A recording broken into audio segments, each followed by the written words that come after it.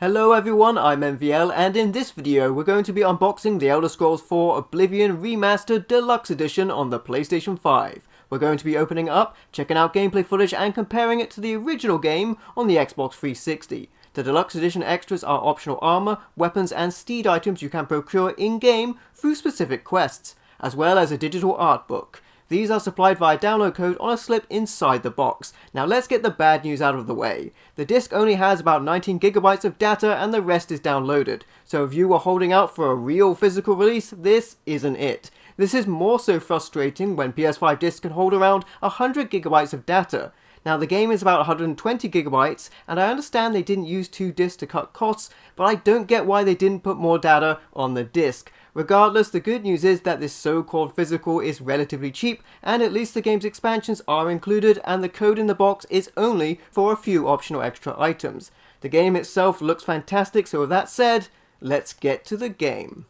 The Elder Scrolls 4 Oblivion is an action role-playing game, and is basically a remake of the original game with modernized graphics and some quality of life improvements. It includes the Knights of the Nine and Shivering Isles expansions, and much of the original game's previous downloadable content. It also retains the classic and memorable voice acting, but has replaced all the graphics with new and updated visuals. There are some changes to the game, including more dynamic combat, the ability to sprint, and in my opinion the biggest quality of life improvement is the new leveling system. To put it simply, the original game has a somewhat complicated leveling system that requires you to pick certain skills that, when increased through action in-game, would result in a level up. Sounds good, except that you also had to improve the skills you didn't pick at the same time before you leveled up, or you'd get less points to increase your attributes when you actually leveled up.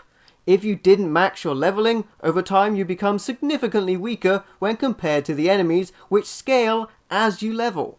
This new version of the game thankfully gives you a set amount of points to increase your attributes when you level with any skills. And although I can understand purists of the original game not liking this, I think that it's such a welcome change and a game changer to casual players who don't want the headache of the previous system.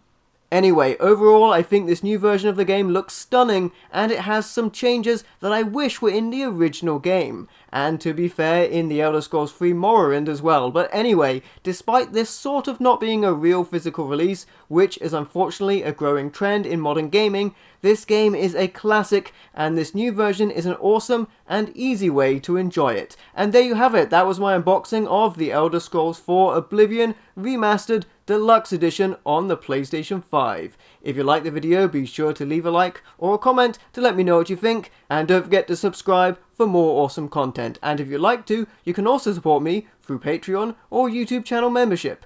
Thank you for watching, I've been MVL, and I will catch you next time.